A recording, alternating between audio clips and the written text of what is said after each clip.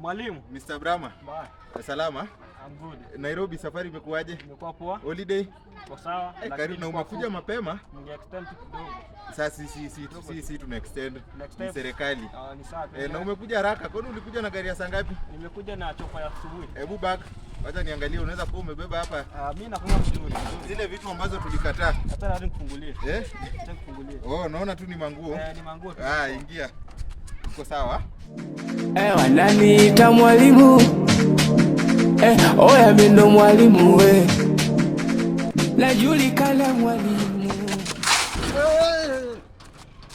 Mwalimu. Unalipa school fees pesa ngapi? 2000. Na unataka kuvunja hii gate? Hapana. Iko kwenu hii? Hapana. Umetoka wapi? Home. Hapa chini hapa kwa kijiji unafika saa 12:30. Nilime kwanza ndio nikuje. Nini? Waliniambia nilime kwanza. Ulime nini? Wewe ni mwanafunzi unakubaliwa ulime? Unajua watu wa Nairobi walifika hapa saa 2 asubuhi. Hii ni saa ngapi unafika? Hapa kwa kijiji, hata utoki mbali chini ya. Vitabu ziko wapi? Mlikuwa mmeweka by 6 nini tukue tumefika.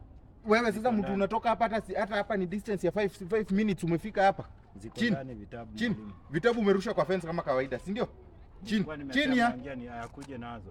Mwangini nilikuwa nimempa. Fanya aje? Na hizi ni nini umevaa? Nilisahau ndio nimechelewa kutoka kwa shamba hivi nikakimbia straight. Unajua mali ofisi ya principal iko?